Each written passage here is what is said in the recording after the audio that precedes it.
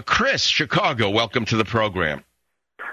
Thank you for taking my call, Dr. Savage. This is Chris. I'm a combat vet of Afghanistan. I was curious on your view of Obama cutting the military refreshing rate and, investing in new arms and that whole scenario. Obama's going back to the Jimmy Carter school of military funding, which is to gut the military from the spending point of view. Cut as much money as he can in new weapons delivery systems. This is exactly what the British socialist pacifists did in the 1930s. Just as Hitler was rearming and building up his armies, the British socialists were trying to cut the British military. Fortunately for the British people and for the Western world, there was a Winston Churchill who continued to get funding for the development of weapon systems. In that day, it was the Spitfire fighter. Was it not for Churchill and the development of weapon systems such as the Mustang, Britain would have fallen. The Spitfire, Britain would have fallen to Nazi Germany, and we may have lost World War II. I agree with you, Michael. I got to ask you, what can I do as, a regular person now? Is there anything I can do? No. If I were a liar, I would say write your congressman, but you don't have one. We no longer have representative government in America. If we ever did, it's long gone. We are basically vassals. We are vassals in a vassal state. Thank you for the call. I'm sorry to be that pessimistic. We are nothing but peons now, vassals in the vassal state of the corrupt Pelosi, Reid, Obama machine. Whatever they want, they're going to get. No matter how draconian it may be, no matter how destructive it may be, they're going to jam it through. The American people have become powerless and voiceless and voteless. And if you think it's bad now, you are right.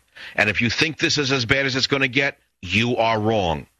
Acorn, remember them? There was supposed to be an investigation of them by John Conyers. What happened? It was called off because the White House said don't investigate Acorn. They engaged in ballot stuffing. They engaged in having dead people vote. They engaged in having illegal aliens vote. That is why we have the government that we have. And if you think that's bad, you're right. But it's only the beginning. Because the day Obama grants amnesty to 30 million illegal aliens, you will have a corrupt socialist Democrat machine for the rest of the century. Think Mexico, and that's the projection for what America will become.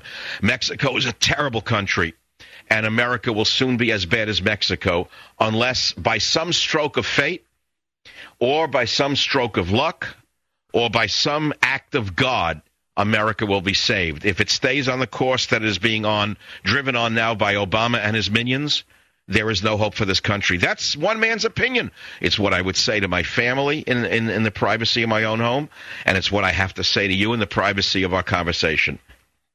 I'm not doing it because I think you want to hear it. I mean, I could tell you, write your congressman or write your senator or, H.R. 90102 and send the bill and blah, blah. It's not going to matter. They just jammed through one of the worst bills of the century. They voted on it unread.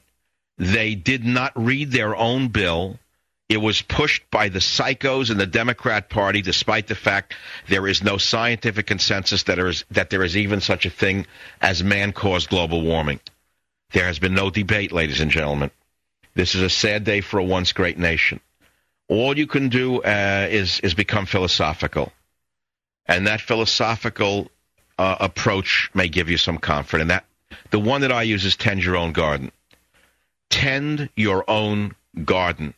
It's an old saying that I think comes out of the Buddhist tradition. It may actually come from the Christian tradition. All religions basically teach you that. At a certain point, you have to turn inward. Tend your own garden. Take care of yourself. Take care of your wife. Take care of your children. Take care of your property.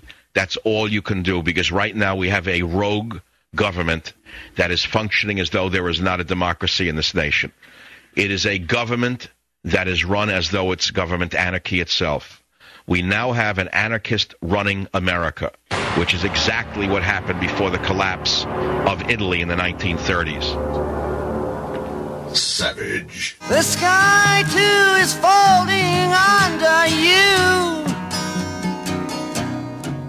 and it's all over now, baby blue.